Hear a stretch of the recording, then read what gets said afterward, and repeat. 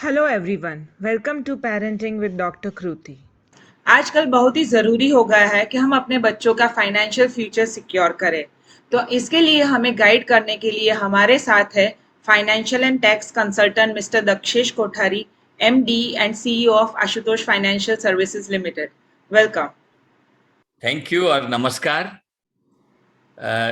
किसी भी घर में एक बच्चे का जब जन्म होता है तब एक खुशी का माहौल होता है और हमें ये सुनिश्चित करना है कि ये खुशी का जो माहौल है वो वैसे ही चलता रहे जिंदगी भर। और उसके लिए हमको इस बच्चे के लिए एक फाइनेंशियल प्लानिंग की एक आवश्यकता रहती है। हम कैसे ये निश्चित कर सकते हैं कि हमारे बच्चों को आगे जाके कोई आर्थिक समस्या ना हो? इसके लिए जैसे मैंने बताया कि फाइनेंशियल प्लानिंग की आवश्यकता होती है। जो फाइनेंशियल प्लानिंग से हम उसके फाइनेंशियल फ्यूचर की ओर बढ़ेंगे तो मुसीबतें नहीं होंगी, या उनका जो भविष्य होता है वो जो कि अपने माँ बाप की इच्छाएं होती है उसके हिसाब से आगे बढ़ सकेगा। तो उसके लिए मेरे ख्याल से बहुत ही सिंपल से स्टेप्स है वो हमको फॉलो करने हैं। पहली बात है कि हर एक माँ बाप के मन में अपने बच्चों के लिए एक लक्ष्य रहता है, टारगेट रहता है। आज जो भी बैकग्राउंड से बच्चे हैं, समझो माँ बाप है तो बहुत ही एफ्लुएंट रिच है, या इतने ज्यादा रिच नहीं है, या कुछ भी कोई भी इकोनॉमिक स्ट्रेटा से बिलोंग करते हैं, लेकिन उन सभी माँ बापों के एक टारगेट होते हैं कि उस बच्चे का पढ़ाई कैसे हो, वो अपने जीवन में क्या करे। और वो सब करने के लिए एक पैसे की या वित्तीय लागत की एक आवश्यकता होती है। समझो आज मैं सोचता हूं कि मेरे बच्चे विदेश में पढ़े, क्योंकि मैंने किसी फ्रेंड के, किसी रिश्तेदार के बच्चों को कि वो विदेश में पढ़ रहे हैं, और वैसा मेरे बच्चों के लिए ऐसा आग्रह है कि वो इस लक्ष्य से मैं उनको पढ़ाऊं। तो मुझे ये सुनिश्चित करना है कि ये जो लक्ष्य मेरा है उसकी वित्तीय लागत क्या आएगी। वो जो वित्तीय लागत आएगी वो उसके लिए मुझे सब प्रावधान करना है। ये जो प्रावधान करना है उसमें मुझे दो चीजें पहले तय कर लेनी है कि ये जो अभी का मैंने वित्तीय जो एक लागत मैंने सोची है, वो वित्तीय लागत में इन्फ्लेशन, जो महंगाई होती है उसके हिसाब से वही लागत में क्या फर्क आएगा। आज समझो जो एजुकेशन फॉरेन में समझो $70,000 में होता है, वो 15 साल 20 साल के बाद जब बच्चे को एक्चुअली वो एजुकेशन लेना है तो समझो वो बढ़ जाएगा, या डॉलर की रेट बढ़ जाएगी, या कुछ भी, माने हम समझते हैं कि जो महंगाई है वो बढ़ती जाती है।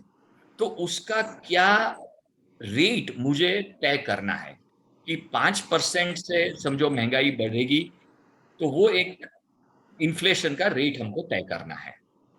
उसके बाद जहां भी मैं निवेश करने का सोच रहा हूं, आज मैं ऐसा सोच रहा हूं कि मुझे फिक्स्ड इनकम या फिक्स्ड डिपॉजिट्स वगैरह, या सरकार की कोई भी बचत की कोई योजना है उसमें इन्वेस्ट करना है, तो मुझे मुझे एक रेट ऑफ रिटर्न एक मुझे मिलेगा। समझो आज मैं बैंक में फिक्स डिपॉजिट करता हूं तो मुझे 5.6% का रेट ऑफ इंटरेस्ट, 5.75 का रेट ऑफ इंटरेस्ट मुझे सोच के आज के हिसाब से चलना होगा। तो मुझे इन्फ्लेशन, रेट ऑफ रिटर्न, ये दोनों चीजें मुझे ध्यान में लेनी है। और मेरा जो लक्ष्य है, लक्ष्य की कितनी लागत आएगी, ये तीन चीजें मुझे तय करनी है। जो किसी को दिक्कत लगे ये तीनों चीजें सुनिश्चित करने में, तो किसी फाइनेंशियल एडवाइजर से वो सलाह मशवरा कर सकते हैं। उसके बाद इंटरनेट पे कई कैलकुलेटर्स मिलते हैं।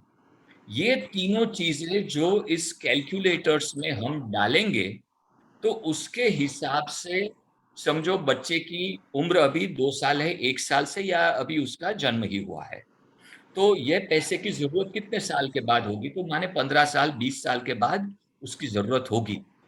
तो ये 4 चीजें हम डालेंगे कि कितनी हमको लागत आएगी, कितना इन्फ्लेशन का रेट है, कितना मेरा रेट ऑफ रिटर्न बनने वाला है जहां मैं इन्वेस्ट कर रहा हूं, और चौथा, कब मुझे ये पैसे की जरूरत पड़ेगी।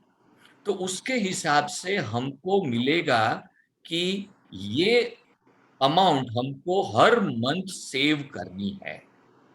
ये कैलकुलेटर से हमको पता चल सकेगा, और वो जो अमाउंट सेव करनी है वो हमको हर महीने कुछ भी हो जाए अपने बच्चों के लिए सेव करना।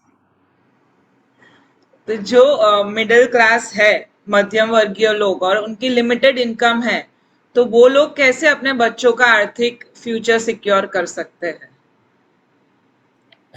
हर एक माँ बाप होते हैं या हर एक फैमिली में वही बात चलती है कि हमारी जो आय है उसमें से ये जो लक्ष्य के लिए पैसे जुटाने हैं वो मुश्किल हो रहा है। फिर किसी भी लेवल के फैमिलीज हो तो उसमें वही एक दिक्कत रहती है। लेकिन उसके लिए एक बहुत ही सिंपल सा फंडा है हमारा कि सेविंग्स को कैसे बोलते हैं, माने कितने पैसे सेव होते हैं। तो इनकम जो होती है, आय होती है, उसमें से खर्च होता है, और जो नेट बचता है उसमें हम बचत कहते हैं, सेविंग्स कहते हैं। लेकिन जब किसी के जीवन में एक लक्ष्य है तो उसे ऐसे अपने आप को मोल्ड करना है, चेंज करना है कि जो भी आय है उसमें से सेविंग अपने लक्ष्य के लिए पहले निकाल लेना है, और उसके बाद जो पैसे रहेंगे वही मैं खर्च करूंगा।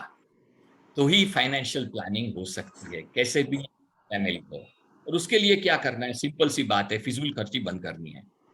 और बच्चों के लिए फिजूल खर्ची जो होती है वो टॉयज में होती है। प्यार है तो जताना है कि भाई हम बहुत उसके लिए टॉयज लेते हैं, बुक्स लेते हैं, क्लोथ्स लेते हैं, बाहर खाना खाते हैं। तो वो फिजूल खर्ची बंद करनी है। पर लेकिन मैं इसमें ट्रैवलिंग ये नहीं बोलूंगा, क्योंकि travelling it's an education in itself. तो ट्रैवलिंग इज रिक्वायर्ड।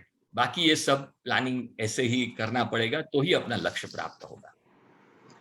अभी जो इंटरेस्ट रेट है यानी ब्याज का दर कम होता जा रहा है और इन्फ्लेशन यानी महंगाई का दर बढ़ता जा रहा है, तो इसमें कैसे इन्वेस्ट करना चाहिए? Okay. इस चीज को बहुत ही हमको ठीक से समझना है, क्योंकि एक और महंगाई है, दूसरी है और है हमारी आय।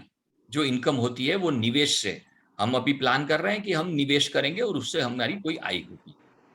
तो उसमें मैं बोलूंगा कि निवेश की आय नहीं, कि लेकिन निवेश की सही आय। ये जो सही शब्द है, तो उसके लिए हमको क्या देखना है कि जो हमको आय होती है अपने निवेश से, जो इंटरेस्ट मिलता है या मुनाफा मिलता है, उसमें से हमको इन्फ्लेशन, जो महंगाई होती है, उसको माइनस करना है, उसको बाद करना है। उसके बाद जो रह जाता है वही अपनी सही आय है। तो हमको ऐसा निवेश करने का सोचना चाहिए कि जो ये सही आय, आय सिर्फ नहीं इंपॉर्टेंट है, सही आय जो महंगाई के बाद जो मिलती है वो आय कैसे बड़ी ज्यादा मिल जाए। तो मैं इसको जो ठीक से एक एग्जाम्पल के साथ समझाऊं, तो हम जो फिक्स डिपॉजिट्स में इन्वेस्ट करेंगे, तो आज मैंने जैसे बोला 5.75 का इंटरेस्ट रेट चल रहा है। आज महंगाई चल रही है 6% और उससे ज्यादा। तो what is my real rate of return, मेरी सही आय क्या है? वो -0.25 है। नेगेटिव। मैं कुछ ग्रो नहीं कर रहा। तो उसके लिए मुझे सही फाइनेंशियल एडवाइस लेके उसका एक रास्ता ये है कि इक्विटी बेस्ड इन्वेस्टमेंट करेंगे, समझो एसआईपी वगैरह में, तो उसका हल निकल सकता है। बच्चों के लिए कोई भी इन्वेस्टमेंट करे तो कौन सी चीजों का ध्यान रखना जरूरी होता है? थोड़ी चीजें हमेशा बच्चों के इन्वेस्टमेंट के लिए जब भी हम सोचते हैं तो उसको ध्यान में लेनी चाहिए। सबसे पहली बात है यह है कि पहले माँ बाप या कोई भी जिनकी आय पे बच्चे का भविष्य निर्भर है, उसका पूरा सही मात्रा में इंश्योरेंस होना चाहिए, क्योंकि हम सोचते हैं कि हम बचत करेंगे, लेकिन जो बचत करने वाला ही नहीं रहेगा तो फिर बचत कैसे होगी? टर्म तो इंश्योरेंस। उसका टर्म इंश्योरेंस वही बेस्ट चीज है कि टर्म इंश्योरेंस जो आपने बताया बहुत ही सही बात है कि टर्म इंश्योरेंस होना चाहिए और उसके बाद ही सभी फाइनेंशियल प्लानिंग का हमको सोचना चाहिए। दूसरी एक गलती लोग करते हैं कि बच्चों के इंश्योरेंस ले लेते हैं। किसी एजेंट ने किसी और ने बता दिया कि नहीं ये बच्चे का इंश्योरेंस ले लेते हैं, वो बात सही नहीं है। इंश्योरेंस लेना है उन लोगों का कि जिनकी आय पे घर चलता है या बचत की या बच्चे का भविष्य है। तीसरी चीज है कि हमको जल्दी से ये इन्वेस्टमेंट की प्रोसेस जितनी हो सके स्टार्ट करनी है।